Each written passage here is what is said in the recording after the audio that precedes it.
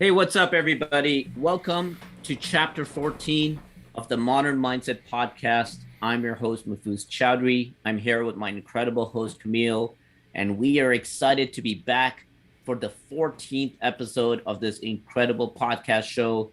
But, listeners, before we even get into it, let me start off this great episode with some terrible, sad news that I think we need to bring out today, which is the fact that after dropping some incredible conversations about some of our favorite topics on this podcast show, we need to announce that next week, next Sunday, is going to be the season finale of season 1 of the Modern Mindset Podcast. Camille and I have been discussing it, and it really looks like we've covered a lot of the big pillars of what we really wanted to bring out on this show in this entire season. And we're thrilled with how we've been able to package it. And I feel like it's just that right time. We never had a number in mind because we weren't sure if we felt comfortable wrapping up a show before we talked about the most important things that mattered in the underline of this season. But we feel really good about it right now. So I'm kind of excited as we approach the wrap up and then kind of touch base offline to figure out how to make season 2 even better. But Camille, as we approach the season finale next week, what has been your overall take of this experience? What has been your overall feeling about all the things that we shared? Do you feel like we covered all the ground that we needed to? Just talk to me about your experience with this show. It's been amazing because this is my first podcast show, so I definitely feel like I've improved a lot, at least how I communicate. Always room for improvement, sure, but I feel like I'm starting to get my own stride and being able to be more comfortable, at least knowing that I'm recording and this is live, so there's no takebacks. And I think like it's amazing to think all the ideas we've actually come across and discussed how they actually formulated like within the moment. So I'm really happy that we got to do that and I learned so much doing so. I think we did do a lot with discussing like the main important things, and there it feels like the other stuff is more subconscious kind of stuff that will come just within the conversations that we will have and kind of naturally. So I think it's going to be interesting to see what happens, and especially since we have a break and returning back, we'll be able to bring back even more experiences, granted because it's the holiday season now too. So we'll see. We'll see what happens with all the stuff, and to see if I even follow my own advice, and then sharing the stories of maybe the blunders and the family awkwardness is going to be fun too. So I think we did discuss like all the important stuff, and it's been an amazing experience. So I thank you a lot for it. As I was mentioning just before we started recording, I really want to commend you in how much you've grown up with this show. Like your style, your communication abilities, your comfort level around a microphone and webcam has been very, very much noticeable. I don't know if a lot of our listeners know this, but even before we started the Modern Mindset podcast show, you and I actually have a podcast interview that we did in person, in recording, that's sitting on YouTube that people can look up. And you can kind of see like this was like Camille getting comfortable with breaking out of his shell, not sure, you were still a little skeptical about whether you should share these parts of your life or not. And you were hesitant. And during the interview, I poked you in many different opportunities to give you a chance to talk about these things. And you slowly started doing it. And it became a beautiful episode as a result of you in real time opening that side of you and dropping the shield, which I absolutely love. But now when you kind of compare who you are today in chapter 14 to that episode, you can really notice that you've really allowed yourself to feel comfortable and speak about the things that you were hesitant on, which I'm extremely proud that you were able to do that. And more than anything else, the fact that our viewers kind of get to grow up with us, like, at the very beginning of the show, we're kind of start talking about, are we in a relationship? What's going on with our life? Where are we going to next? And in each episode, we kind of talk about the evolution about like, hey, we started dating or getting into this relationship, and this is what happened in this relationship. This is where we are in our relationship. And you're right. Like, I'm really excited about coming back from a season break and being like, where are they now episode you see in TV shows. I'm kind of excited to come back and show where we are now, because our goal is to keep getting better. Our goal is to keep making our setup better. And our goal is to keep coming back with real stories. So the fact that we're going out and living, even though it's a season break, unlike shows that, when a season break happens, you kind of put the storyline on pause unless they try to set it up like life was being lived. But then you kind of pick up from where they left off. But for us, we're not really picking up from where we left off. We're living life. We're coming back and we're continuing and trying to fill in the gaps of what happened between the season finale and the season premiere of number two. So I'm really excited about that. And as I constantly have told you on this podcast show, I would not be able to do this with anyone else, man. I'm so thankful that you have very openly and eagerly suggested that we do this together, and I'm extremely excited of what it became. I'm very excited to where it's going to go, and I'm sure we're going to talk about a lot more of that in our season finale that's coming up next week. Which I'm going to keep a tissue box close by in case some tears start shedding along the way. So here's what I want to get into today, Camille, as we're going laser focused one more time.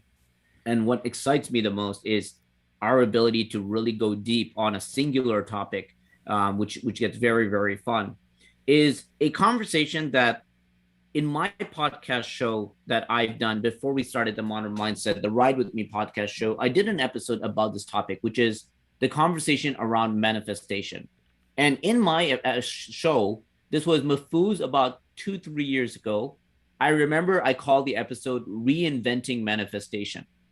And I came into this episode and I said, hey, listen, like, I'm going to reinvent what manifestation actually means. And I gave a very strong opinion about it. And part of me, as we're recording right now in real time, I'm not sure if I still believe that. And I'm not sure actually until I think this out loud with you. So I'm going to massage this a little bit and see where I land and see if I still believe what I believed before.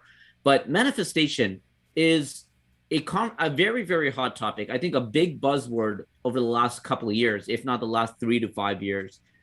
Yet it gets defined in very different ways. And sometimes you get both extremities. You get people that are very skeptical about what manifestation is. They talk about like how the books like The Secret, which was very much about manifestation, they talk about how books like that are delusional and that they're taking far too many drugs than they should, and their mind is drifting into a world that isn't real anymore. And then there's these other people that really go heavy on the conversation around vibrations and how through different ways of vibrating you can actually bring in what you want through things like law of attraction and manifestation. Where do you reside on this scale between the two of them? And talk to me a little bit about your experience around manifestation, because I think this is the most beautiful way to lead into our season finale, which is the conversation around better manifestation. Talk to me, Camille. Where do I land? Okay, so I do think in some degree that there is something to be said about manifesting what you want in life, but I don't think it's as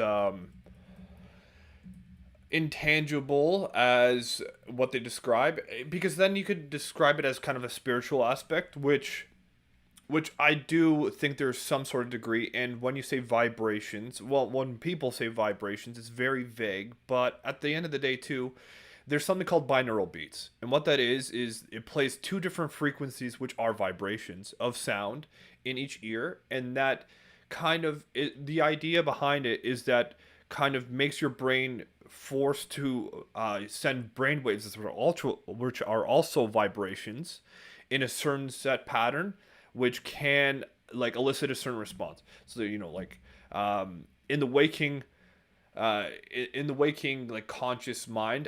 Oh my god, I'm out of my depth here when I describe what I remember about sleep physiology, but I think it's alpha or beta waves, so that we have currently beta waves right now, and when we close our eyes it elicits a different kind of wave response within the brain. So just having those vibrations alone promote a different sense of consciousness, a different sense of action and purpose. And so you can manipulate that by choosing which brainwaves to activate to have better responses, whether that's deeper sleep, whether that's more intense focus, or whether or not that is being able to relax. So there has to be something said about the vibrations, but I think that when you just say, I'm chasing a certain vibration, people are going to look at you funny.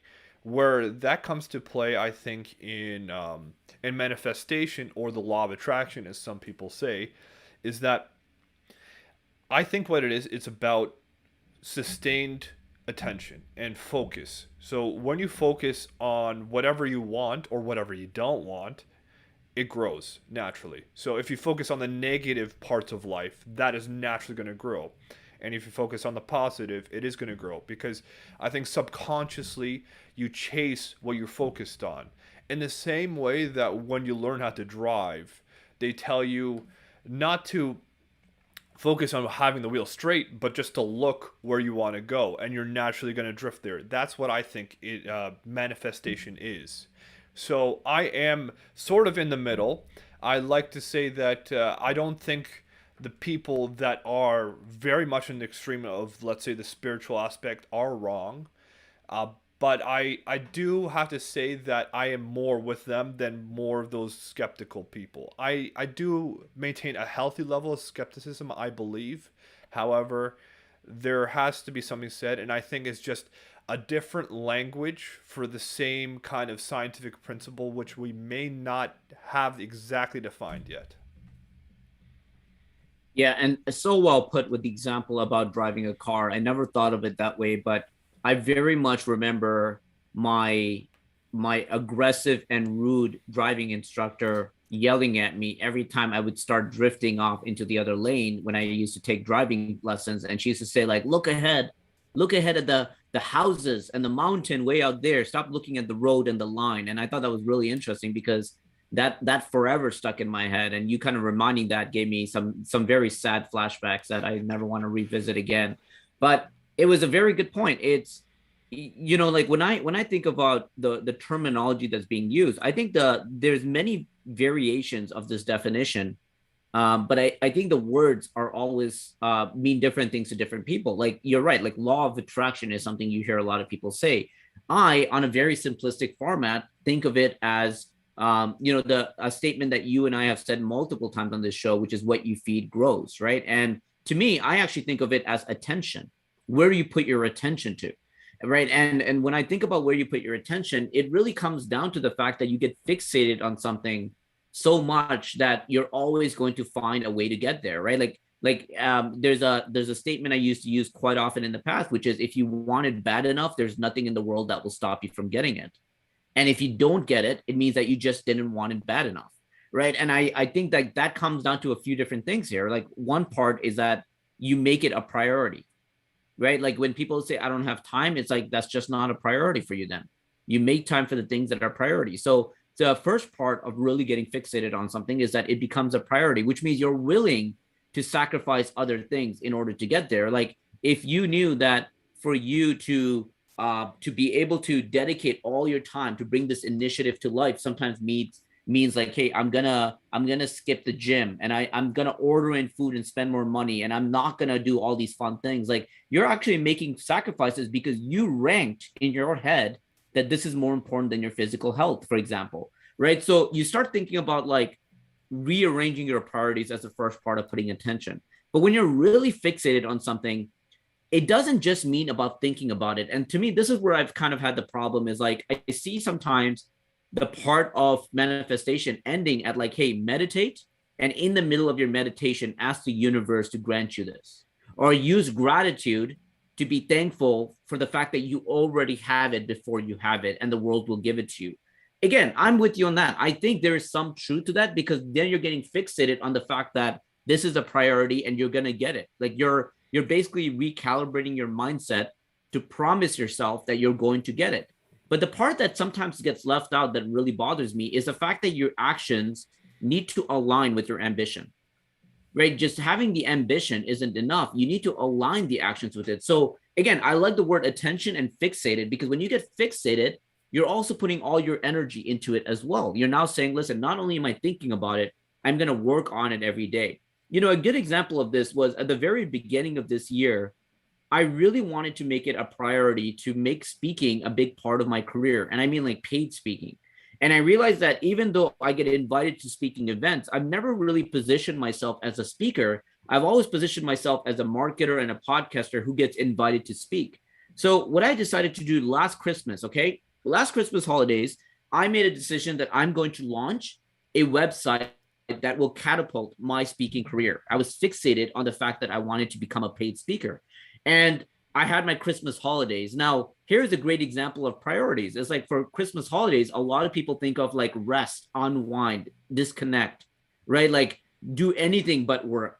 But I was so fixated on this becoming a part of me that I actually woke up every morning. I remember I would have breakfast, I would bring the mug of coffee with me, sit on my laptop, and I would clock in like it was my day job every day. And I would clock in and I would put my feet up. I'd remind myself, like, hey, it is holidays. You know, I can take it easy. I can work a little bit slower. I don't need to work as fast and aggressively. I can take longer breaks. I can play music. I can watch Netflix once in a while. But I'm going to make sure that I clock in and I work on this website. And here's the thing, Camille, I knew nothing about how to design and build a website.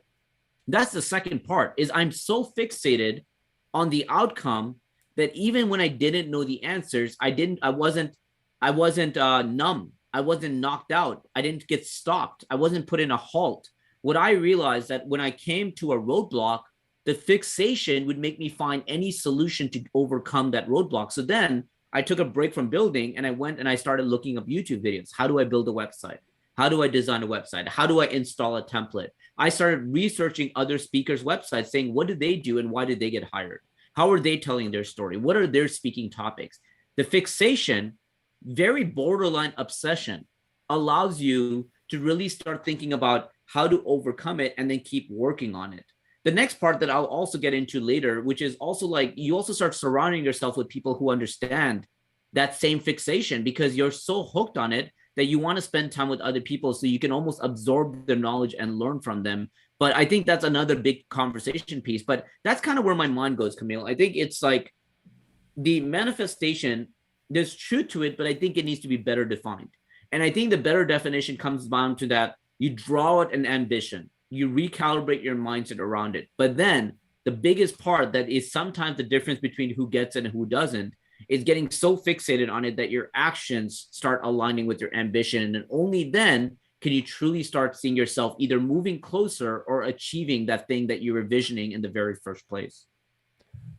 I have this kind of view with that I absolutely agree with the way you described it too, because that was a main problem I have with the whole idea of the law of attraction too, is that I found, well, when people discussed it, people used to manifest things like, I want, a certain car, or I want, all this money, and they put no action towards it. It's just, I'm telling myself I have it already, so it's going to come.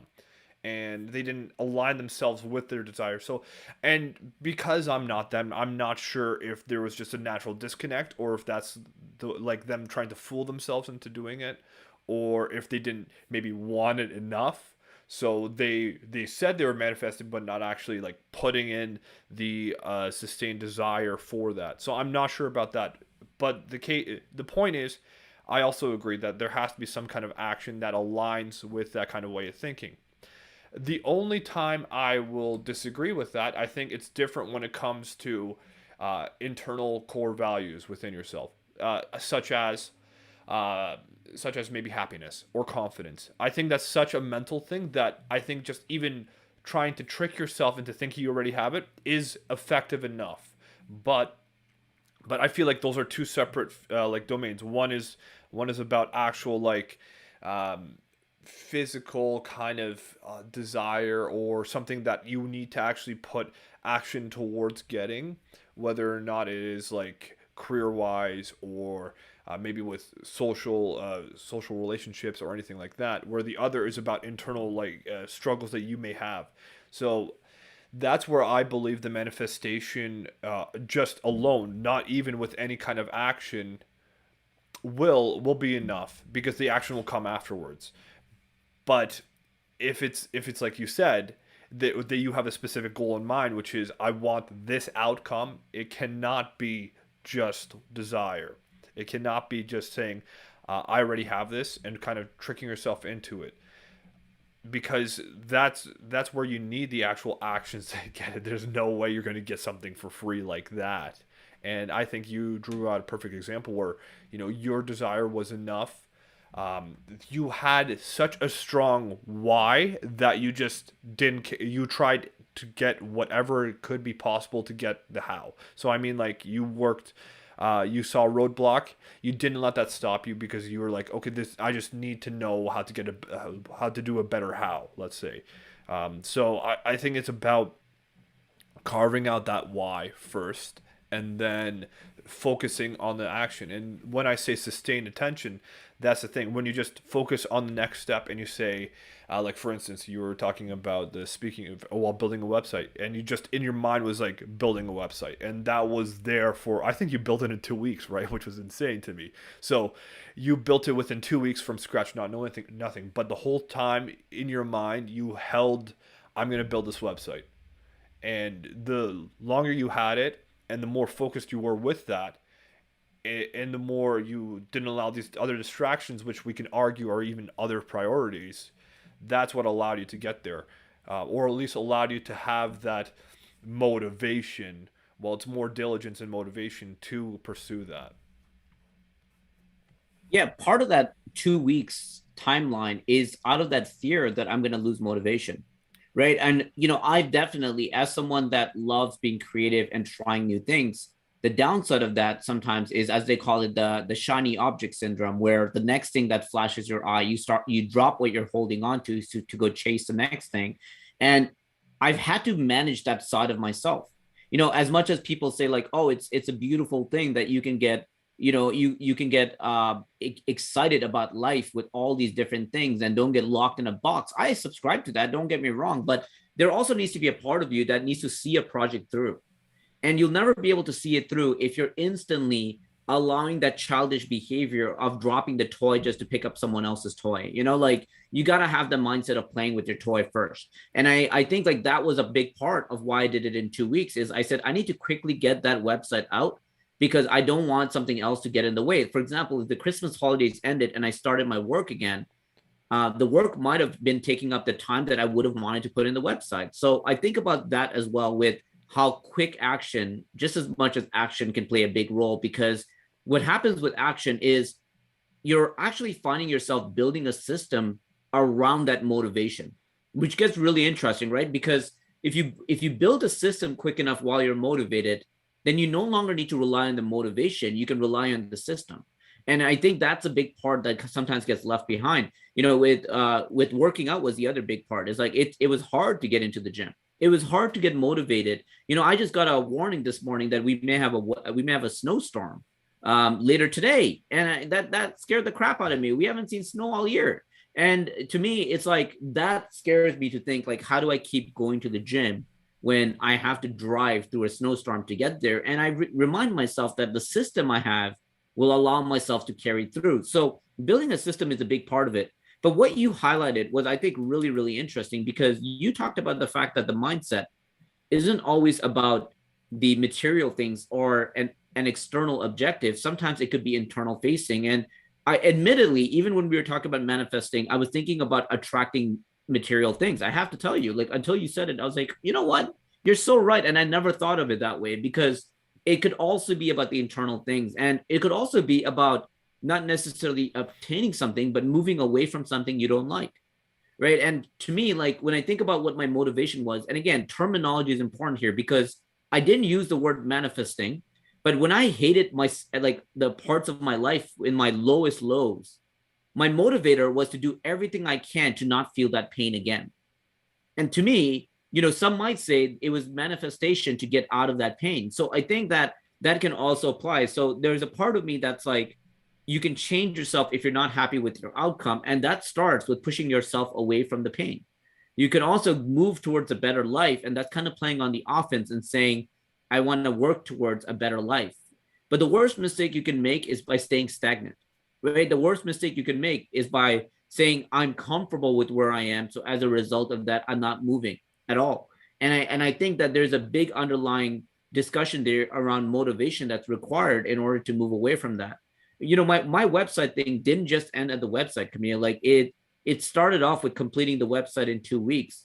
And then I actually, we're in mid-November here. And I can tell you that I spoke at more events this year than I've ever had in my entire career. And I've earned more money speaking than I have in any year of speaking. And again, did I manifest it? Yes. From a mindset standpoint, But I didn't just stop at the website. Like I created an entire system where every week I'm reaching out to event planners. Every week I'm setting up meetings. Every week I'm sending out media kits and proposals. I have a follow up system where I'm following up with them. You know, there's this year I've booked the largest paid speaking I've ever got in my life, and I only got that for my fourth follow up.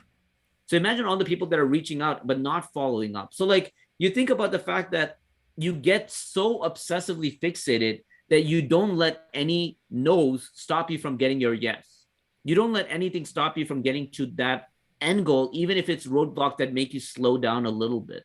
And the part that I was talking about with surrounding yourself with other people is equally as important. You know, I did this in the speaking world. I also did this in the fitness world, which is you get so big on trying to figure out how to be the most efficient that you start surrounding yourself with people who already figured it out. Right. And part of that is like, you're a great example of that. Like you have figured out a lot of things in your nutrition side that I'm still working on figuring out. So part of me finds me naturally asking you questions about it with genuine interest. Like I'm sitting here saying, I actually want to know. I'm not just making conversation.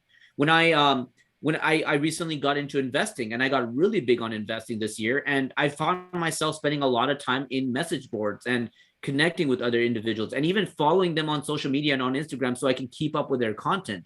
You naturally create an ecosystem with your fixation that you're constantly figuring out how to be the best at achieving that goal. And I think that part needs to be so much more highlighted, because if that part is missing, you can sit around in your couch wishing for $1 million every day, but until you get your ass out of that couch, it's not happening. And I think that what happens in that example of wanting $1 million is first getting the mindset of saying, I'm going to do whatever it takes to get that $1 million, then going out and researching about how to do it, then doing it and hitting those roadblocks that everyone else will hit, then researching how to overcome the roadblocks, then surrounding yourself with people who already did it so they could tell you how to overcome that roadblock and maybe even collaborate with you or give you some opportunities that you wouldn't have got otherwise. Is it so hard to believe by this constantly nailing the wall down, you're not going to be able to figure it out? The only thing that's missing between that and someone else is the lack of patience. Because sometimes it's not something that will happen in the 90 days. It may not happen in the year. It may take years, but the people who get there are the ones that can stay on top of being patient enough to see that through, whether it is because of motivation or a consistent system. But I think I like the word that you use, which is sustainable.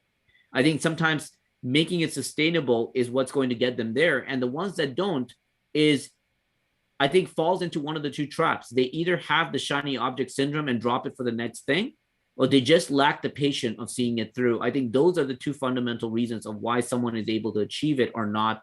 And I've seen that happen over and over again in my lifetime. I think it has a lot to do with reframing as well, because some people, when they see roadblocks, they think of it as failures. And then they start associating that failure with a failure within themselves, that I'm a failure because this happened. And that's where, you want to control the outcome too much, and then you let your anxiety take over. And then you become maybe depressed and demotivated, and possibly you start beating yourself up. I find a lot of people have that problem too, at least in my own personal experience. Throughout my life, I've had like many huge roadblocks which almost destroyed me, because I took that as an attack on my identity. Like, I wanted to be a police officer, and then I went into military reserves and I got injured, and I'm like, okay, the roadblock there is I can't do that anymore because I'm physically injured. And that to me felt like a failure. And then I felt like a failure, and I let that spiral down. And it wasn't until I had to think of a way, another way across. Because the truth is I saw it as a failure because I saw like that as my end goal. Like this, like police, law enforcement, military, this is my end goal. But actually, what was deeper than that, what I found because of this roadblock, is that's not actually what I wanted. What I wanted was to be able to help people and to support my community and whatever. And that was my why initially. It was just the way that I wanted to, um, the way that I thought I wanted to go about it. And that was kind of my top-down approach, which I think is paramount in deciding on how you get there. So if you have a goal, you have to break it down into, all these little steps, and what you have to do to get there. And we reference the book Atomic Habits a lot, and he describes, what was the author's name again? I can't remember off the top of my head. James Clear. James Clear. So Yeah. James Clear describes that, it works on systems, and what's good is to actually adopt the identity instead of asking yourself, what should I do? You would ask yourself, what would, let's say, if the goal is to become, I don't know, to get more physically fit, then you would ask, what would an athlete do? And that's you adopting the identity. And unfortunately, the dark side to that is when you hit a roadblock and you attach yourself to the identity too much, then instead of it looking like a roadblock and it's just you need to find another way around, it instantly becomes a failure. And that's the way that I looked at with the law enforcement. So when I started learning to kind of detach myself from the identity and learn to pick it up as a tool, that's what allowed me to go further. Because when I saw a roadblock, it wasn't an attack on my identity. It was just, this is not the way. So I just had to find a way around it. And when I found myself adopting that approach, especially lately, it has allowed me to, one, bounce back from anxiety and depression, and to actually work harder and to be more creative as well. And these setbacks are natural, so not associating that with a failure of me allowed me to be more confident in who I am. And the way we were talking about, I had to say, like, your approach into like a goal in the future, and then breaking down each steps, I think is so important, and the patient element has to be there as well. Our society, well, okay, there's a concept in Ayurveda which separates personality types into like three main ones, which is Vata dosha, it is Pitta dosha, and it is oh, why did I bring out the third one? I don't remember off the top of my head. Kapha dosha. And so what Vata is it's the wind and the void element, and what that means is that you become very interested in a lot of things, and you're very good at multitasking, and you're very good at you're very good at learning. And unfortunately, the downside is you learn quick, but you also forget quick. So naturally, it's the shiny object syndrome, I guess, is the best way to describe it. And our society naturally has become more and more that focused, because now multitasking is all that we talk about and all that we do. We have all these we have more than one screen on at a time, and we can't even have sustained attention on our own entertainment, which is amazing to think that. It's no wonder why we're so anxious, and we expect things to be done almost right away, or we expect outcomes to be there almost instantly. Video games are also like affecting us in that way too, because more and more video games remove the executive function, which is an executive function in the brain is about taking, let's say, a goal and breaking it down into like individual parts how to get there. Because, for instance, getting a job is not just getting a job, it's writing a resume. How do you write a resume? It's also about applying, it's also about doing the interview. You have to break it down in all those steps. So video games are naturally becoming more and more directive, where it's not as creative, and it's removing a lot of people's creativity. Now, I wouldn't say removing, but I would say it is not as easy now because of that. And the more and more we're focused on technology, the more and more we're not able to practice or sustain attention. And that's why meditation now is a very good practice. And to have that patience comes from that, and to understand that that our brains like this kind of dopamine hits that we get from everything we do and all the notifications we get, and the instant feedback. But we've forgotten about delayed gratification. A lot of us have, and I think you're right. We have to learn how to reprogram that. This gets really interesting because as we go deeper, it almost seems like we're moving further away from manifestation. And yet it is such a big part of it when you think about a lot of the different chapters we talked about. My mind instantly goes back to first asking myself, like, why do people get impatient? Like, why are we so so quick to drop something that's not working and getting frustrated that it doesn't happen soon enough. And my mind quickly goes back to comparison, right? We see what other people have. We don't know how they got there. And instead of measuring how far we've come, we're measuring the distance between us and them. And without that information, we're beating ourselves up. We don't know that they might have dropped a lot of their priorities to make it happen sooner. We don't know if they got a handout. We don't even know if the things that we're seeing are real or just the illusion that's being created by the way that they're presenting themselves. Yet we see it as a hand-in-hand comparison, as if they've done the exact same thing we've done and they got a different outcome. And I think that part of the rewiring and reframing, as you said, is very important to be done, because if that part isn't done, you're going to lose patience. And if you lose patience, you're never going to see a goal or a mindset or a manifestation through as a result of the fact that you're assigning timelines for when you think things are supposed to happen. Where do those timelines come from? Who gave you those timelines? And why are you using those timelines as a measurement for your success? There are entrepreneurs who became rich overnight because their idea was released at the right time to the right people with the right demand, and they happened to become successful overnight. There are people that didn't even see their first million until late in their 60s to 70s.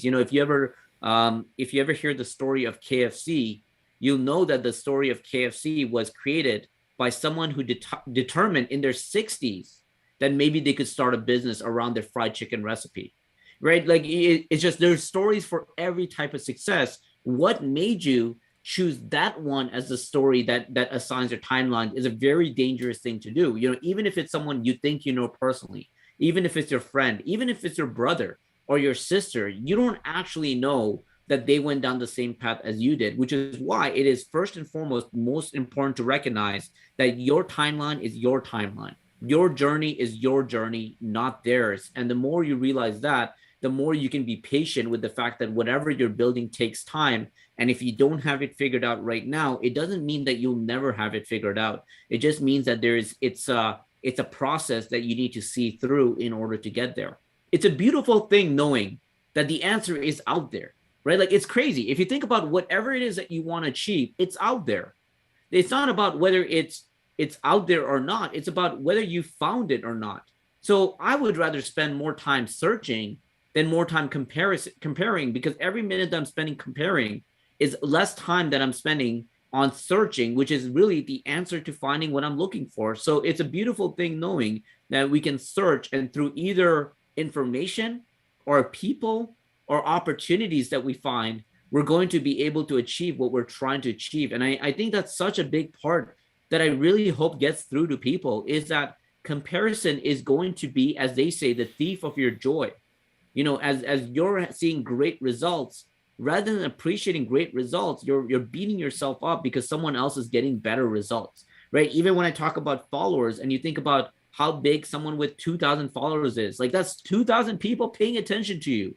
Do you realize how rare or impossible that was in your parents' generation when they were kids, to have 2,000 people paying attention to whatever art piece, creative, or thought you put out there?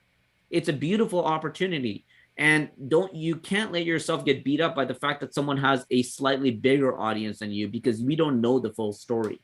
And I want to ask you this too, Camille, because you mentioned something, and I'm not sure where I land on this, because you use that your pursuit of being a police officer as an example. And I really like that example, because I think it kind of puts a plot twist on when things get derailed a little bit, how you adapted to that. Does that also state that it's dangerous to get fixated on a very specific manifestation? So let's say, like, the manifestation that you had was, all I want to do is be a police officer, right? The outcome based. All you want to do is be a police officer. I can't say in my life I've ever selected a outcome. I just knew I wanted a better outcome. And being that there was a vagueness of better, it actually gave me the opportunity to embrace the beautiful journey that sometimes doesn't go as planned. And I would say almost always doesn't go as planned, but it results in still the vagueness of me becoming better than who I was, which is why I love the vagueness of my manifestation. Is specific a dangerous thing? Should people stray away from having very specific outcome-based manifestation? And what are your thoughts around that? I think in my case, the problem was it wasn't specific enough. For a lot of people, specificity is very important, and I think for me as well. So I can't. I'm happy to hear that for you, the vagueness of better is good enough, but for me, it's not. When my actual manifestation, well, the thing I was trying to manifest was to have a career, or no, it wasn't that. It was trying to help people. And that does sound very vague, but it is very specific. That was my core value, that I want to give back. And what I thought the way to achieve that was through being in law enforcement, because then I can support people, I can protect people. And that was my way. And I hyper focused on that, but I was actually missing the underlying, the deeper desire that I wanted. And that's why I suffered a lot, because I attached everything to that. And when it was I wanted to say almost taken away from me, but it was because when I wasn't able to do that, that's what completely broke me. If I instead actually understood myself better and saw that this is this is not actually all I want, this is just a way to get what I want, then I could have told myself, well, this way didn't work out, maybe there's another way. But it came from not being specific enough. So let me go a little bit deeper with this question, because I'm trying to figure out what an important takeaway is from what you're saying, which is, so there might be someone in the world that says, I'm going to manifest to become a police officer, right? Like that might be their goal, and they might have gone through a similar situation as you, and then they come out and they're really really upset that they didn't achieve that, and they're saying like, oh, it's not possible, or the fact that, oh, it's just an obstacle, I don't care that I'm injured, I'm going to find a way to still become a police officer, right? Like they might get so fixated on that. And I don't want to assume or put words in your mouth, so I want you to correct me if I'm wrong here, but what I think I'm understanding you say is that it needs to be dissected even further to figure out the root meaning of why, right? So for example, like if I used that $1 million example before, the goal isn't actually to manifest $1 million, is to figure out why you want it. And it might be like, oh, I want it so I can feed my family. And so then you find out that maybe the $1 million wasn't the way to feed the family, there would have been a better solution, and that manifestation takes you down that path. Am I understanding that correctly? Like the mistake that people make is that they have an outcome base without figuring out the underlying desire for why they want that outcome, and they should be chasing the underlying desire rather than the surface level outcome. Am I understanding that correctly from your example? Yes, that's the way I would describe it.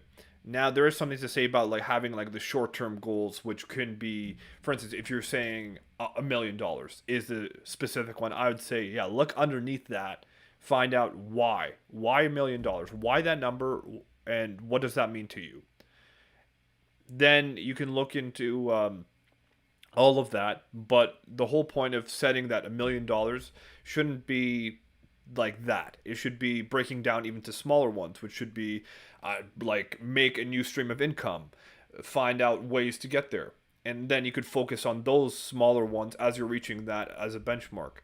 So, like, I do agree that there are like smaller goals to reach that, but I think deep down, what's more effective for people, and especially if you're doing this to be happy, is to actually look at the underlying meaning why. Like, why do you choose the career that you want to go into? Why are you choosing these goals? If it can't be brought down to something internal, then I think it's not as effective. Yeah, it's interesting because what I also hear you kind of outlining is that there's a separator between the why and the how, but sometimes people see how as their manifestation, right? So like the $1 million example is like, okay, I need to build multiple streams of income. Okay, so that's not necessarily what you're manifesting. That's actually the realization this is what you need to do to get to your deeper root, right? If I stayed with a job that I have and the job is paying $50,000, you're realizing in the math in your head, like, okay, this is how long it would take me if I spend $0.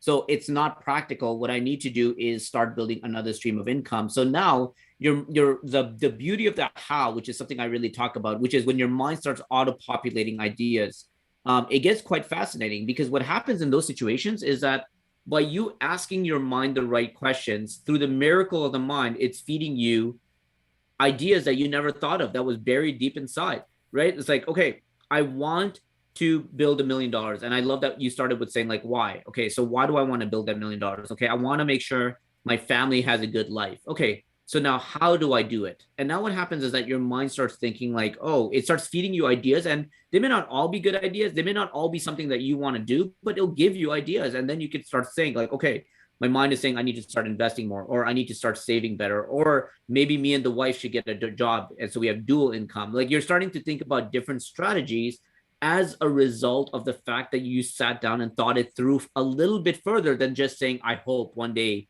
I get the money. And like you know, like, I also have that deeper underlying passion of wanting to help others. As I say, lend a helping hand.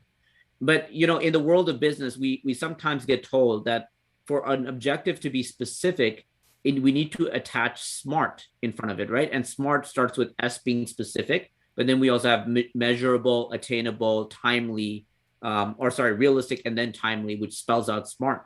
So when I think about how specific we're getting, I guess this is the next question, Camille, is like, how do you know that your manifestation is working? So if I say I want to help people, like, I could open the door for someone that has maybe groceries in their hand, and I could say, done, you know, manifestation achieved. Like, how do you know where the extremity of where that goes? Like, do you need to attach a number? Like, when you say we need to get more specific, do I need to say something like, oh, I need to be able to help this many people a year?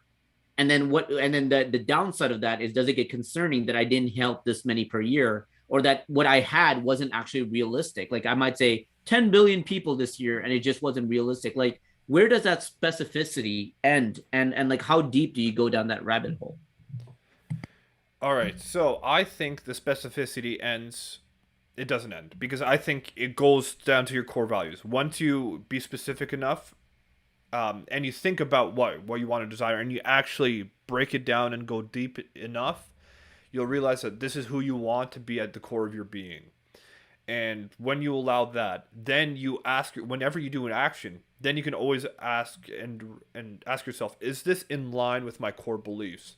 And that way you have an unlimited source of not motivation but diligence towards whatever goal you're chasing.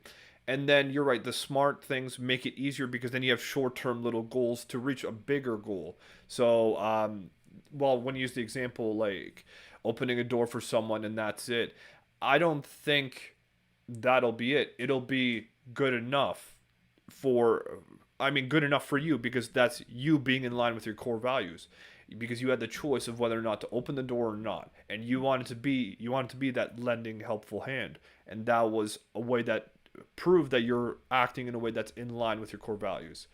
So in those regards, what I mean is that when people want to manifest something and they want to manifest something, I feel like it's a deeper sense of that they're lacking in their purpose, and they want to have something. Well, when they manifest an external thing, it's really deep down in a missing internal thing that's not as well developed. And they believe once you attain that external thing, that allows that internal core value to be developed enough that you'll won't have that sense of longing for it. So I think what it ends up being is is a way to prove to yourself that you're acting in line with who you want to be, and that never ends.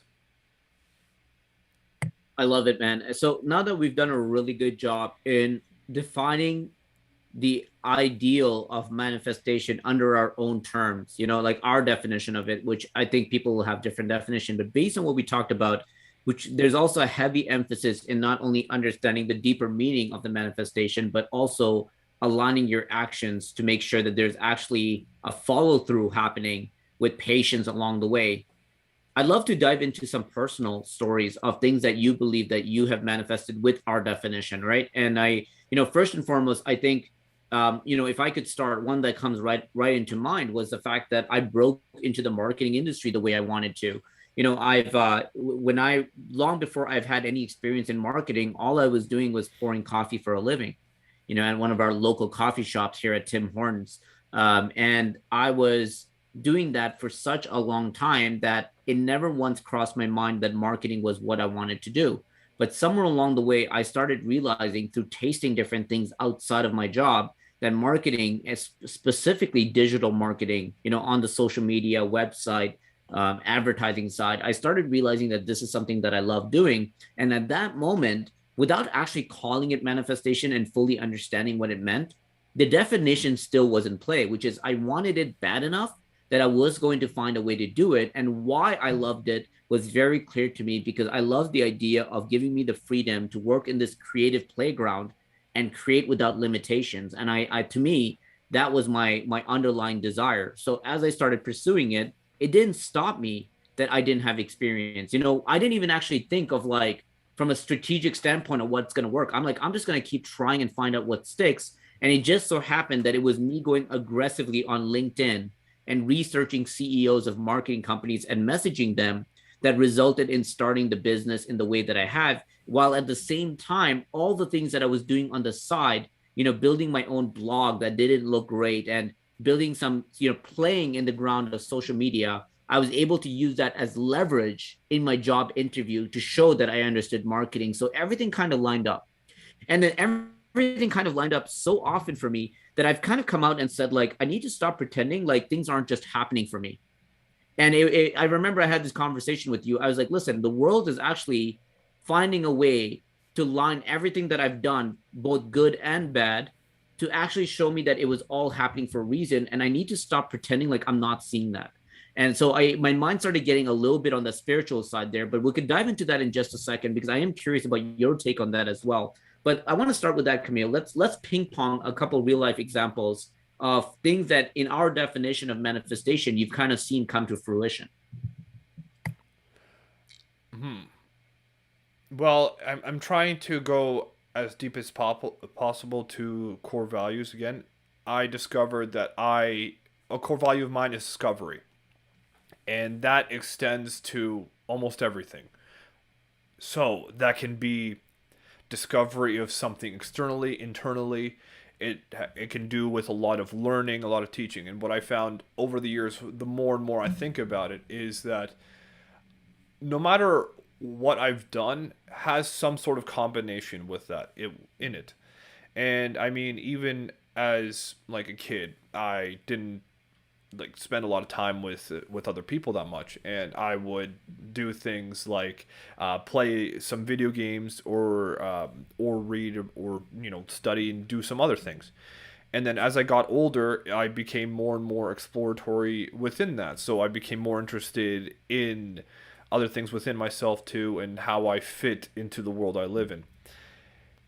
And when I wanted to be a police officer, I believe that, of course, it came from a sense of wanting to help people, and that's another core value. But it also came from a sense of discovery that I wanted to get this experience, and I wanted to see maybe the ugly sides of life, and deal with maybe people that usually are troublemakers, to say the least.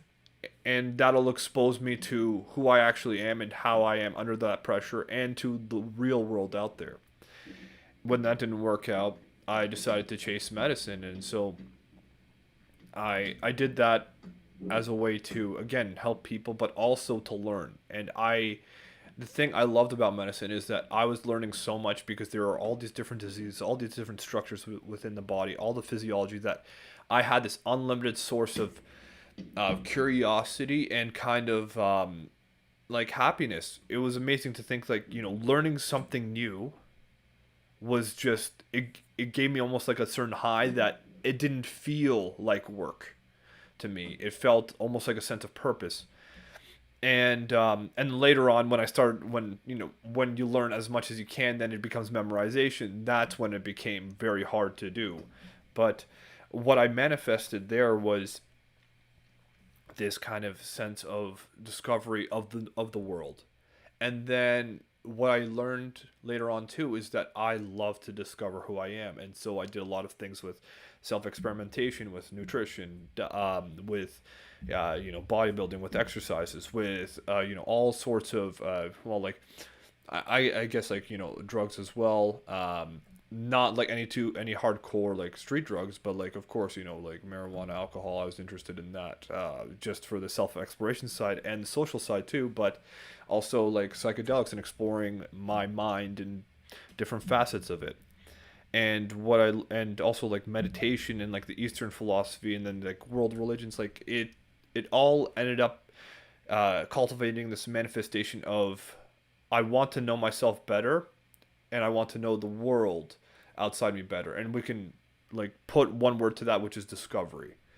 And what I manifested was what I ended up manifesting as a result was I have a medical degree now. I'm going to be working in a career where I'm going to be helping people and supporting them through their troubles and trying my best to treat them.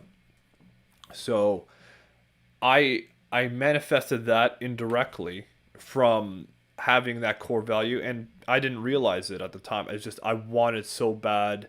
I called it. I wanted to find my purpose, and what that was through exploring my core values, and that's why I discovered too that I feel like I betray myself when I let myself stagnate.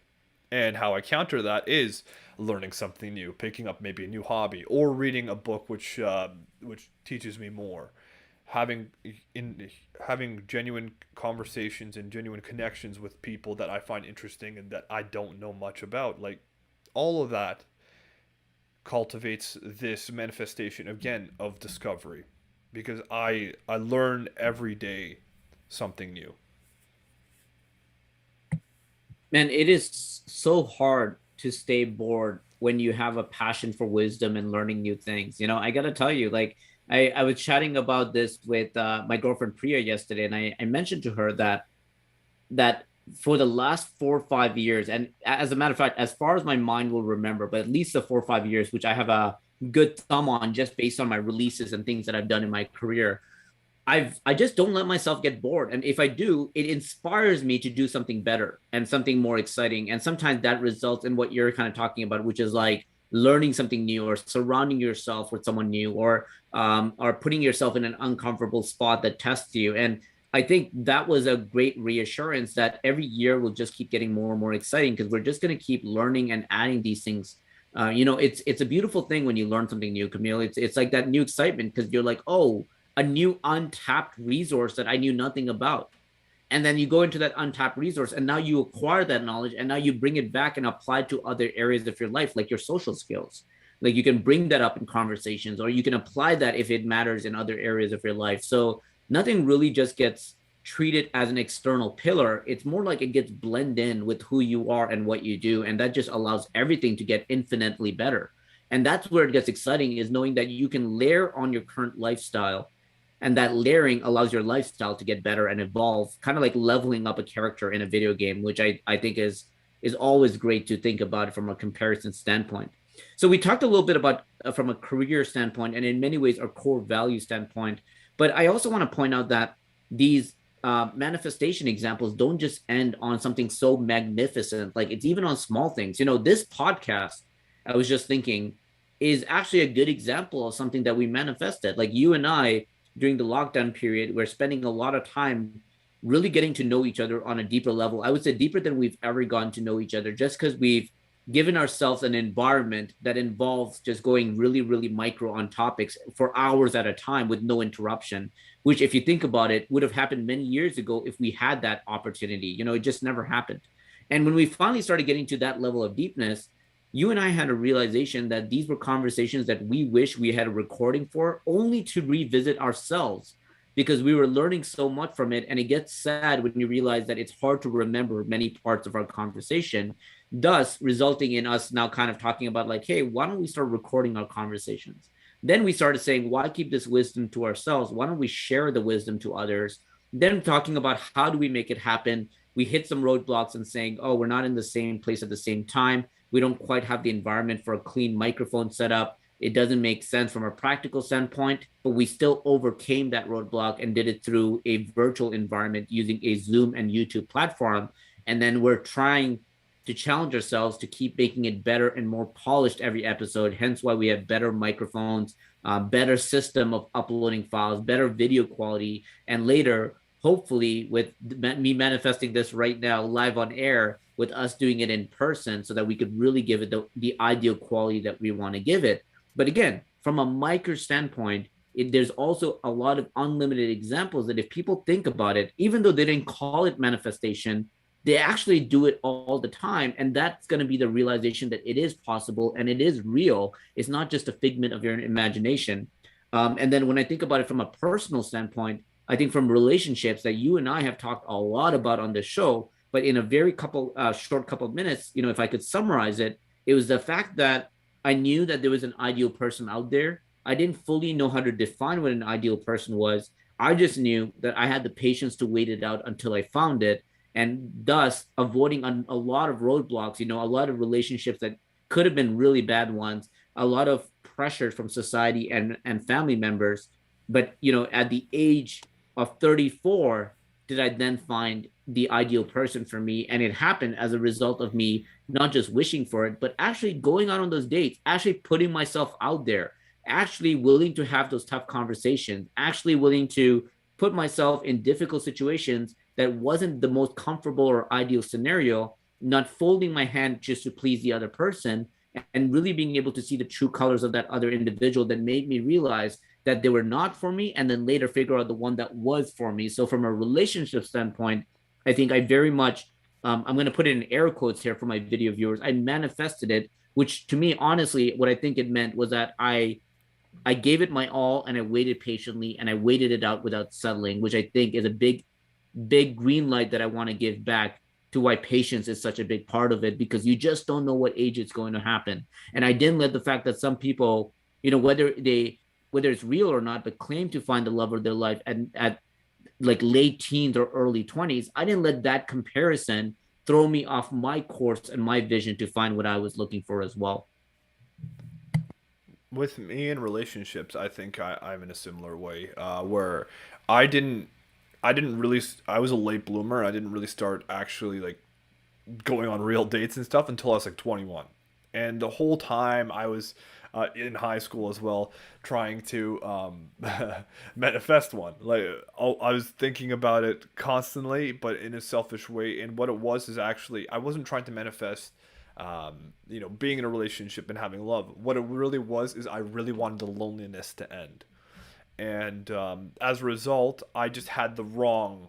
I wasn't aligned with what I actually desired in the beginning. And then when I broke it down further, it was that I don't feel like I belonged, and I wanted a sense of belonging, and that's the main thing that I really wanted.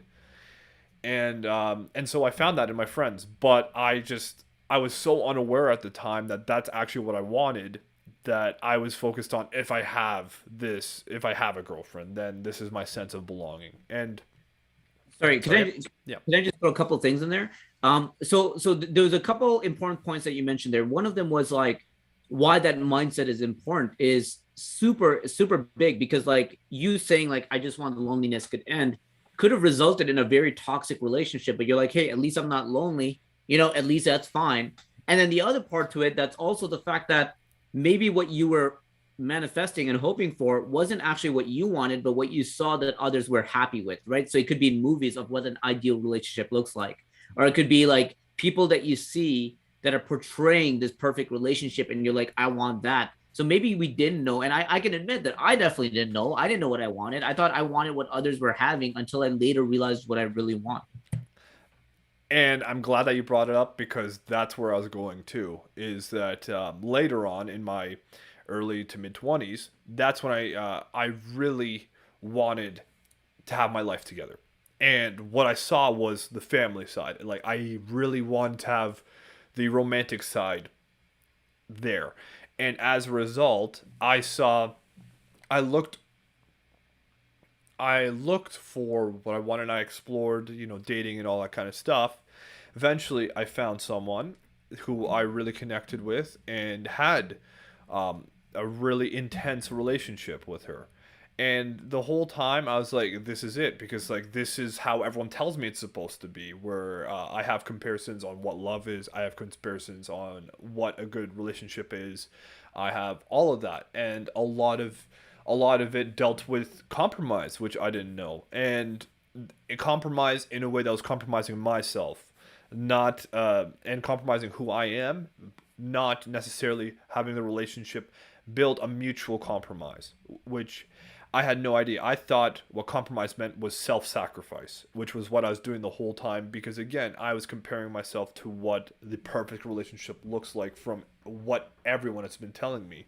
That, that me as a guy, I have to do whatever I can for that person, even if it's at the cost of my own being, is the way that I was taught. Maybe not for most people, but that's the way I was taught, that I don't really have a say in what makes me happy, and I have to give all of me to the relationship. There's no questions about that.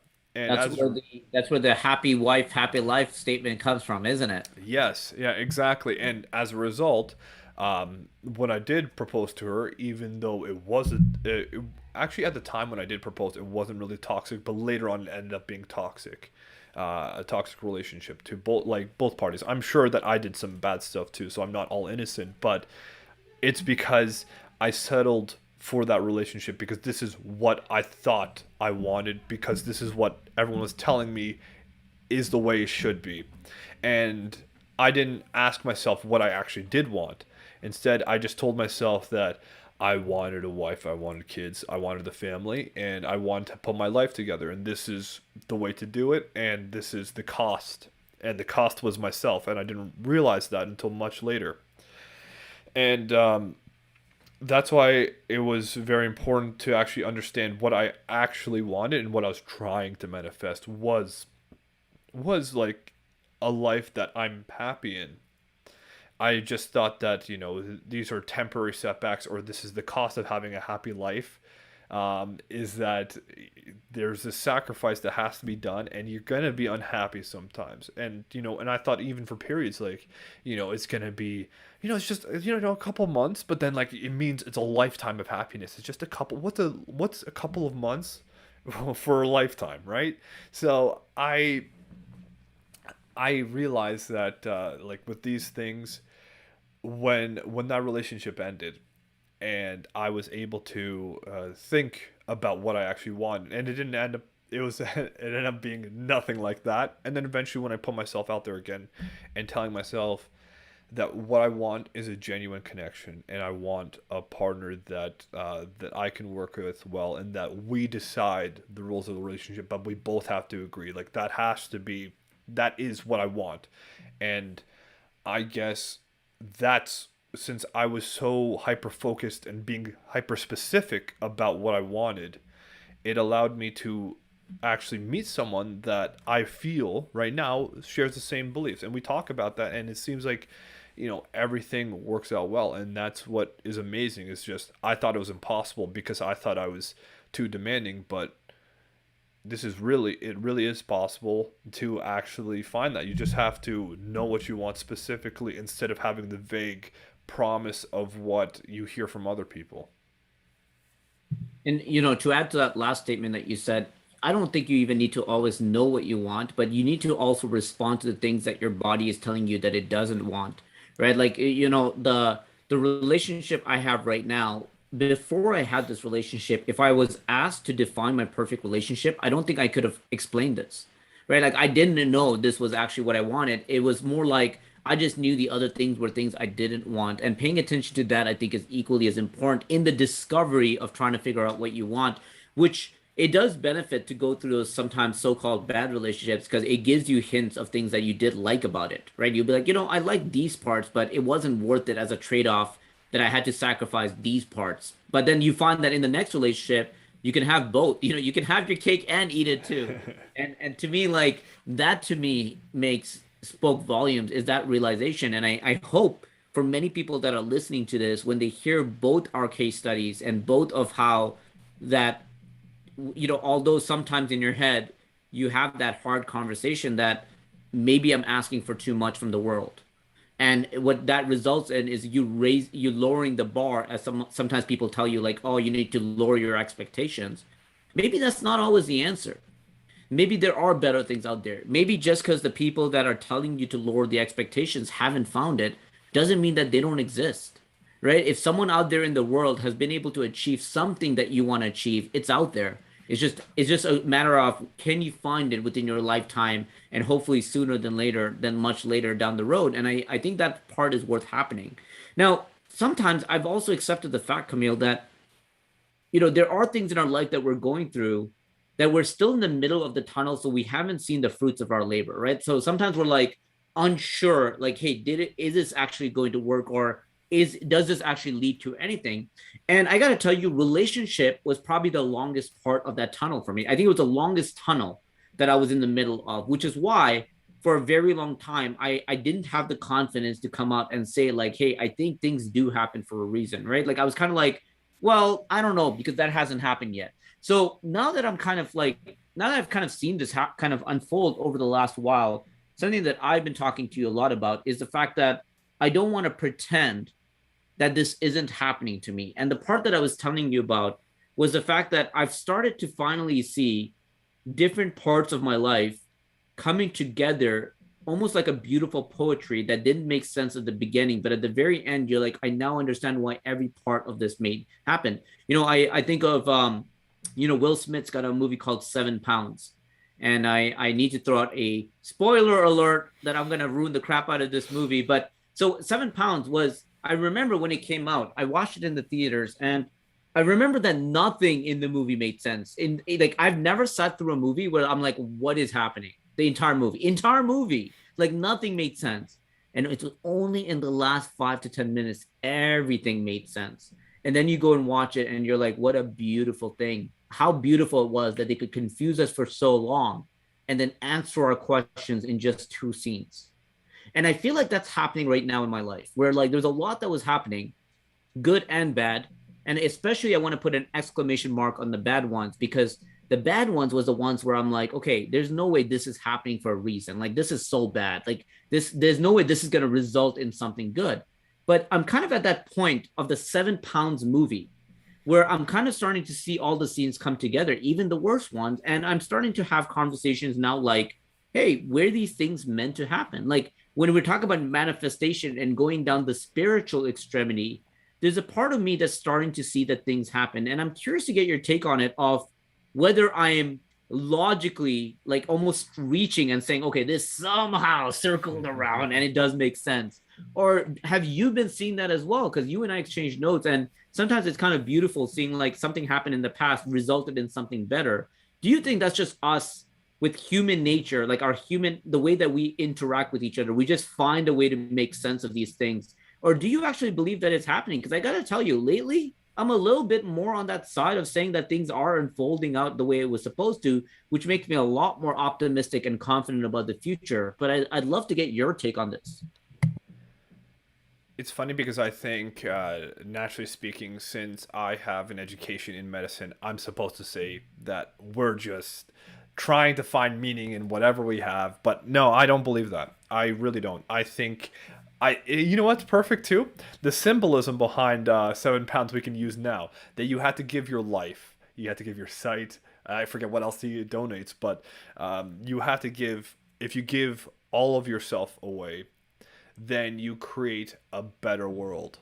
And I think the more and more I give myself to whatever it is that's going to happen, the more benefit I get. And it makes me think the same way, that there has to be some kind of underlying purpose that's going on that I don't understand.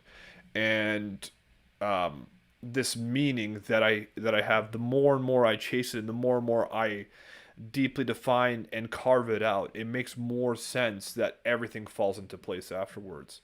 And it's more that I was so unrefined, and these challenging moments, which ended up being the bad experiences, I say in quotation marks, were really meant to not break me, but to shape me. And I mean that, like, if we could use an example, like, you won't be able to stick to the target with a rock, but you will with an arrowhead. So those kind of experiences, they could have we could have argued it broke me down, but it made me sharper. And I just find that I didn't understand in the moment, and the whole time when I was suffering, I was begging for it to end and begging even for my life to end at some points. And the more and more I get older, I can look back and see that I understand why that makes sense. That I can even trace back certain moments to certain realizations that I have now and how everything makes sense and I'm the best version of myself I've ever have been. And I'm more and more of myself as I age. And that's as a result of not just living longer, but actually defining that and looking at myself more closely.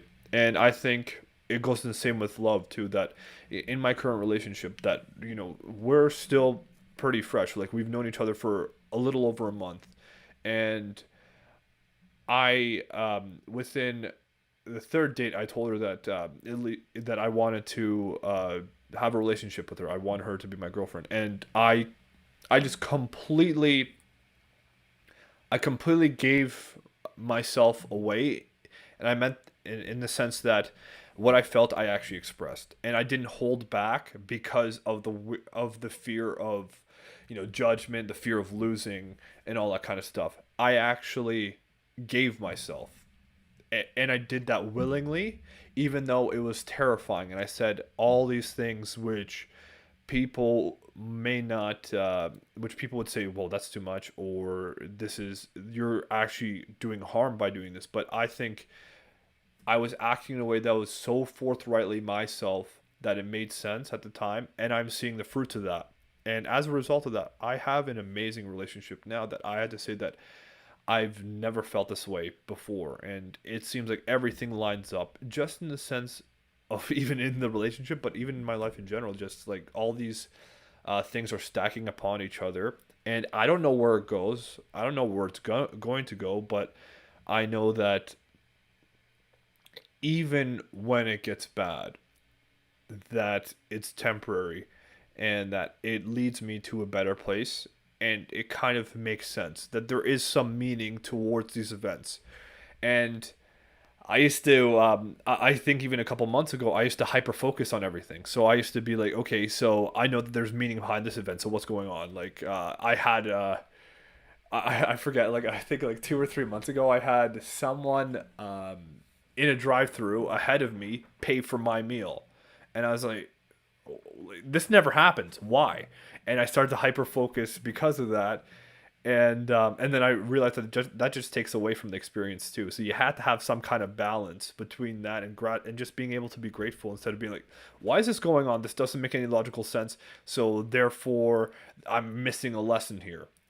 And I think letting go of that and actually like surrendering yourself to the process and surrendering yourself to any experience allows you to benefit the most from it and allows you to actually live.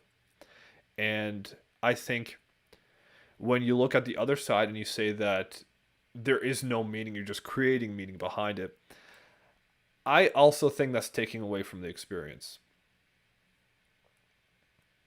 Yeah, I mean, first of all, your comparison of taking 7 pounds and bringing it into our conversation was freaking brilliant. I think that was like that's some genius poetry right there, my friend. I love the analogy, and I think it's there's so much more truth to that. Like, gosh, that was so well put. But yeah, you're right. It's like I come back to that concept around choosing your delusion, right? You could choose to be the one that believes that everything happens for a reason, or you could choose to be the one that says that's a little bit skeptical and says, no, we're just assigning meaning to everything and trying to make sense of it. But I think the first one of believing that everything happens for a reason makes you more optimistic about the world. It makes you not like throw everything away and burn the house down when something goes wrong. It makes you say, I know this is going to lead to something better. So you kind of stay more open-minded to what opportunity it results in. And I would rather choose that delusion in my lifetime than the one that's saying, no, this is just a shitty situation. And I feel bad about it. And I don't let me bounce back, which I think is a lost opportunity. So I do choose that delusion that it does happen for a reason, but it's a lot more fun when you start seeing that the factual and the historic data is actually aligning with that belief. And to your point, I think it's impossible to figure out why one thing will lead to another at that given moment. I think it has to be retrospective. Like Imagine 7 pounds, you stopped after the first scene and you're like, what does this mean? Like you just won't know until you know the whole Yeah. movie. So you have to kind of see the journey through fruition. And sometimes the payoff doesn't happen for years, right? Like bad relationships, sometimes it takes years before you see why the best relationship happened because of that bad relationship, which also ties in so many other micro things. I remember, man, when I used to go to high school and even like university days, like I used to see couples that I love. Like I thought they were amazing couples, but I'm only looking at it from the outside and I'm trying to figure out like what it is about this guy that the girl was attracted to. Like, was he physically like it was his physical appearance? Was it the one corny joke? But we don't actually realize all the introspective wiring that was needed for that person to show up like that, including the confidence that they deserve that amazing girl, right? Like it's like you go through these bad relationships, you rebuild yourself, you become the person you are. So by the time something so amazing comes your way, you don't just say, I got lucky. You say, I damn deserve to be here. And as a result of that, that confidence allows you to do things like put yourself out there, ask a girl out quickly, and say, I love you in record time. And you don't feel like you're doing it out of the fear. You're doing it out of the confidence that this is what you want to do and you're okay with the outcome because you just know that constantly that there'll be something better if it didn't work out the way it's supposed to. And that also results me into pushing this delusion a little bit further, which is I think you get presented with the opportunities when you're ready. And I think that this is one of the best motivators, in my opinion, to why we should always try to get better. Because there's been a clear correlation that the better that you get, the more opportunities that you get. I don't think it takes a genius to figure out that that's the case. You become an amazing basketball player, you're probably going to get an NBA contract, right? Like LeBron James wouldn't have gone a LeBron James contract if he wasn't trying to get better as a basketball player. There's a clear correlation that getting better will get you better opportunities. I believe, and I had this conversation with my girlfriend, and we actually kind of like backtracked a little bit, and we kind of thought about like how we had two independent journeys, and we were kind of going through our sets of challenges. Me at different ages, her at different ages. Me a different challenge, her a different challenge. Mine might have been career wise, her might have been education, mine would have been a relationship, her might have been family related. Like we kind of went through our own hurdles, but we kind of met at the moment that we've overcame it together. And like we kind of actually figured that out. We were like, okay, from a financial standpoint, we both eliminated our debt at the same time. From a career standpoint, we're at the best points in our career. From a relationship standpoint, we've grown into the individuals that we're the happiest that we've ever been. Like there was so much in alignment with the fact that we met at that time. And I think that's part of the correlation that I subscribe to, which is the fact that you get presented with the right opportunities at the right time. I'm glad, some might say like, oh, I wish I met the girl that I love like in my teenage years. So we would have had more years together. But I think about like, do I? Like, do I want her to meet the teenage me?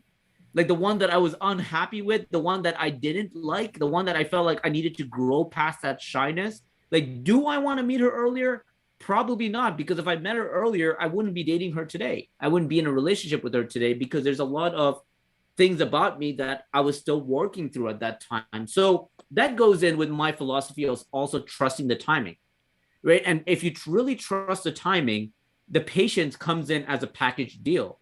Is you understand that if things were supposed to line up with where you are in your personal development, you're okay with the fact that things come a little bit later. You're okay with the fact that things didn't come sooner. If I got the amount of money that I have today at a younger age, I would have blown it all away because my spending habits were terrible. And I would spend it on things that didn't even matter the next day. Like I was so bad at spending that I'm glad I got that part and that opportunity today. So I love timing, man. And I love being patient. And I love the excitement of knowing that every year keeps getting better and life keeps surprising us with more opportunities. And in the spirit of manifestation, I'm so excited about the fact that because I have my North Star, my core belief of what I want to achieve, I'm really embracing. And as you said, like really taking that journey and really allow yourself to surrender to the process. I'm really loving the so-called delusion that I subscribe to because it's given me nothing but happiness. And I think it's worth considering, though we may not get the answer to in our lifetime, it's worth considering which alternative gets you the better outcome down the road. I share the same idea too, where these moments have to present at the right time too, and everything kind of lines up almost perfectly if you allow it to. I think like I think back to it as well, and I if I decided, let's say, we'll go with career. If I decided with career that I wanted to be a doctor since I was little, I don't think, despite that I had discipline as a child, what happened later on in my life is I became very nihilistic, and I didn't work. I didn't put effort towards anything, and it wasn't until I joined the military reserves where I developed that discipline again. So it wasn't, if I didn't have that, I don't think I would have the discipline to go through medical studies. And also, if I didn't get injured, and if I didn't have the bad experience I had with doctors, I don't think I would have been as passionate about trying to be a good doctor and trying to actually like grow myself in those skills. I think I would have just done, taken the path of least resistance and done whatever I can just to pass, just to get my licensing and whatever. So I think knowing that, and then also having my own psychiatric issues, I think that allowed me to actually like research more about the mind and research more about like possible therapeutic options. And as a result, now that led me to this belief that I want to be a psychiatrist and I want to help people go through that as well. That go through that. I think all that had to line up, and it's funny enough, even with all those moments, it wouldn't have made sense if it wasn't for a couple of months ago where I actually developed. I finally had for a long time, this feeling of peace that I'm actually okay with my life, and I'm actually okay if tomorrow's my last day, let's say. And that feeling was something I was chasing and fighting for a very long time because I never felt like I was enough. And I did whatever I could to prove myself, well, to build myself up to do that. And it wasn't until what I realized is that, it's all in my head. And it took everything. It took me, graduating my military course. It took me graduating through med school. It took me through overcoming my injury from, uh, being obese at one point to becoming really fit. It took all this time, all this effort, and like feeling confident to be able to even accept compliments. Like all that had to happen through having all these bad times, through whatever. But every single time it was at the right opportunity. And I mean, because I got injured in the military, I had the opportunity to actually go to med school because I'm not sure if I shared the story yet, but when I went to med school in Poland, I only had enough money for the first year, and my parents couldn't really help me out financially. But I got really lucky, and actually, because when I submitted my paperwork to quit, to leave the military reserves, they I had a clerk at the office who received the papers who knew me personally. It was like, and she called me and she said, "Hey, what are you doing?" I'm like, I can't do this anymore. Like I can't do anything, and I just feel like crap the whole time where like I can't do any of the exercises. I'm on modified duties, and that pretty much makes me just watching people and like do their exercises. I can't even get promoted because of my injury. And she's like, yeah, but you have a physical injury as a result of the army. Um, you had it proven. Get a medical release instead. And if I didn't do that, I wouldn't have been able to apply for short-term disability, which then ended up become long-term disability, and I wouldn't be able to be in a program right now that actually like pays for my schooling. So I got really lucky. All of Wow. that had to happen at the right time, and I had to have the right amount of confidence to take that risk because I had the opportunity to go, to take that path 2 years earlier, but I was scared to. But if I took it 2 years earlier, I wouldn't have been able to pay for it.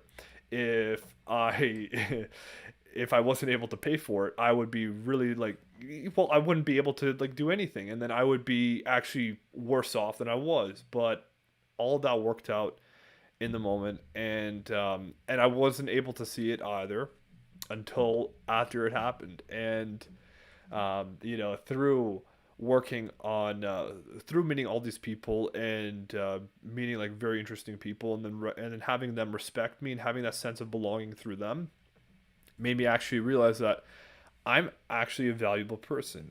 And it was amazing to think that all of this had to go in the sequence. It had to work out in the exact sequence that it did, or else I wouldn't come to this conclusion, and I wouldn't have this feeling of peace of who I am.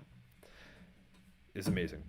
Bro, it sounds to me like the when she came in and said, "What are you doing?" Like that was your guardian angel sent down at the right moment and saying, "Hold on a second, what are you Yeah, doing? yeah. Let's not make this mistake here." And it's oh God, what a beautiful story. I think you've told me a variation or a short version of that story, but never in that much detail, man. I love that you shared that, and it's so beautiful when you get a chance to take a look back at it and really appreciate that these things have to happen. And it's worth noting one thing that I think we've kind of hinted at, but maybe not said it up front, which is you have to be flexible enough to change with the flow and with the currents, right? Because it doesn't seem like ours was anywhere near linear. Like it seems like a mess if you look at it on a roadmap. But at the same time, it's like if we didn't change our sales or change our directions, we would have been actually pushing against the process that we were supposed to surrender with.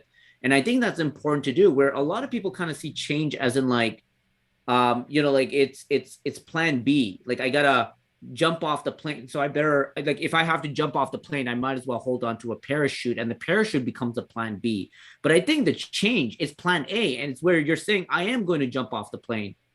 It is going to happen. I don't know when, but when it happens, I'm ready. So you have the parachute as a result of that. And I think that mentality is important to have, which is you're already in the mindset of like, let's not get too comfortable here. I know things could change and I'm going to let it happen, rather than, oh man, here we go again. Like things are about to change. This sucks. So I really love that you've embraced that. And I don't know, man. I don't know if you can say the same, or you're on the same page here, but I didn't like change. I was very hesitant because comfort was something that is very easy to accept in your life. It's I'm glad that I have a such a strong distaste for boredom, that when I get comfortable, I start feeling that feeling of boredom that's like I could get more. I could do more. I could be more. And that results in me heading down the path that opens up that change for me, where I think a lot of people might get the feeling of, hey, this is good enough. I don't need to do better. I'm fine with where I'm at. So as a result of that, they allow themselves to remain on that plane and not jump off, even though they could have been a beautiful experience if they decided to jump off in the first place. I think no one likes change. I think people are just fooling themselves. Like, I hate change too, but at the same time, how else are you going to get better, and how else are you going to grow as a person? And like you said, I think boredom, it's funny too, because boredom is actually, how do I phrase this? Is, let's say, the birthplace of negative emotion. I think you can't, it's very hard to be depressed when you're not bored. And I think same thing with, well, okay, maybe not anxiety per se, but if you're constantly chasing something and you're actually interested in it, it seems like it's very easy to keep going with it. And the more, when we become bored, it's almost, I think, like a natural human kind of like experience where it's like, well, I'm in this place that's a little bit too comfortable for me, or maybe a little bit too challenging, and I have to make an adjustment. I think boredom is the initial signal to have, like, I need to adjust something. And being able to be okay with change is very, very difficult. I think for my own experience, it's been challenging to put myself in those situations, even though I know that there's a benefit. And I always recognize that if I do any sort of change, there's going to be initial level of discomfort I have to fight through, and I think normalizing that makes it easier. But like, to your point, reframing that. I think that's the whole thing we're talking about, like with this Roblox too. Like you can look at it as a failure, which is the plan B, that oh my god, I wasn't good enough, so I have to go this way. Where really it's like this path wasn't for me. There's another way around it, and just having like that shift will allow you to actually like chase the right path for you. Because if it's not working, then why not try something else?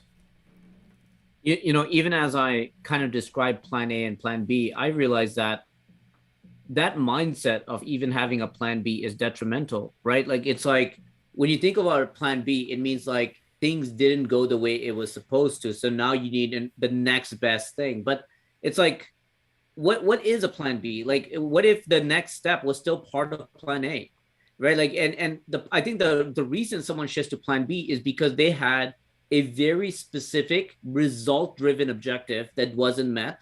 Like, i.e., when you talked about like the police officer, so they saw as police officer was plan A, so I need to go to plan B. Where what you said at the very beginning that was so beautifully put is knowing like the main reason why didn't change, so the plan A is still in motion.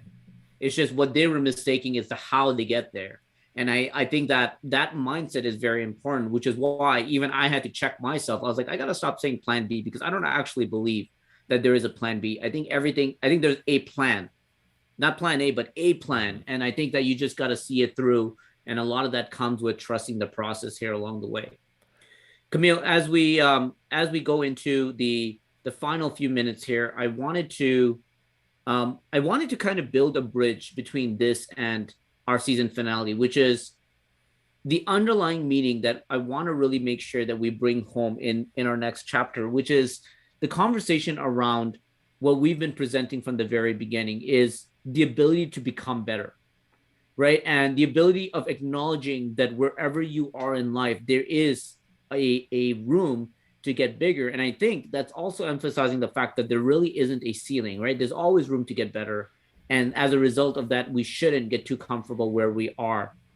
When it comes to manifesting, let's say manifesting to become better, which is, I think, something that is worth striving for and what very much attainable and can be attained actually every single day, especially when you're striving to constantly be better than yesterday. I think it's something that you could strive for every single day for the rest of your life. What does that mindset look like around manifestation? When we lay down our definition of manifesting, what are your thoughts in building that bridge of how someone could strive to become better and kind of like the framework that's needed based on the way that we've been defining it in today's episode? I think it all boils down to manifestation is about becoming more of yourself. And that's an exciting thing because we'll never know who we are and there's no limitations to the self. Like I think it's just pure potential. So when I want something and I want to manifest it, I have to look at whether or not that's an external or internal thing. And if it's external, then I would break that down and try to find out why. Like, why do I want this external thing? Because maybe that's what this internal reason is lacking. And why is it lacking? And how is this important to me? How does it relate to who I am and who I want to be? Is what I would explore. And then when I have that clearly defined, I can look back at that external desire and say, does that match with this new internal thing that I discovered about myself? And if it does, perfect. That means that I can have a source of unlimited motivation. I can make it my purpose to do so because that unlocks more of me.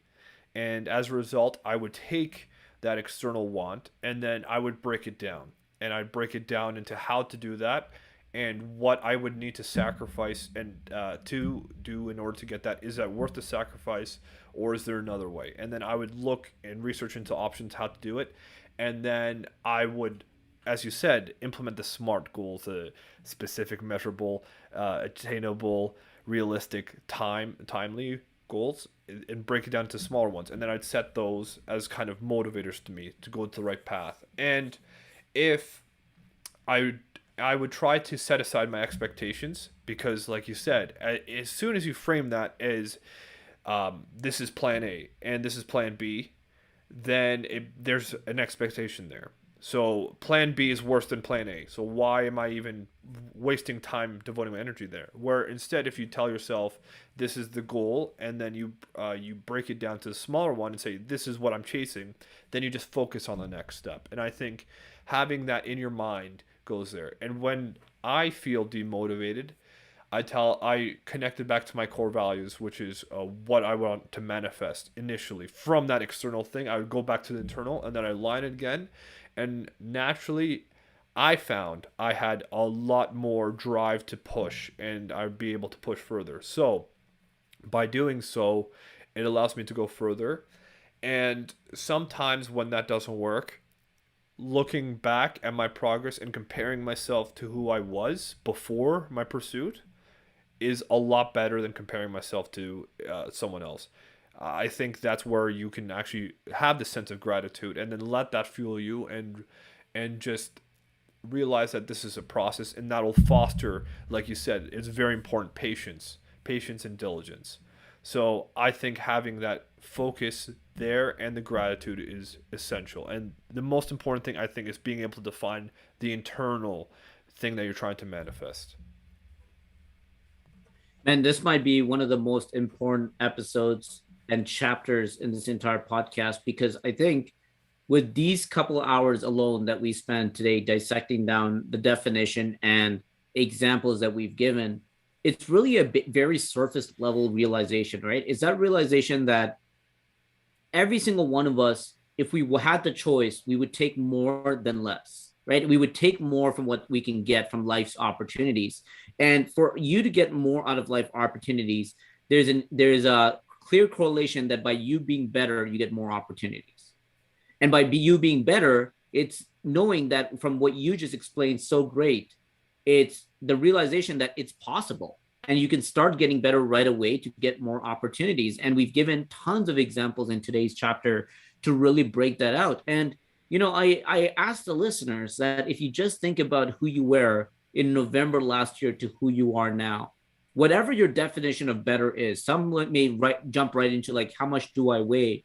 Some may say, how much money do I have in my bank account?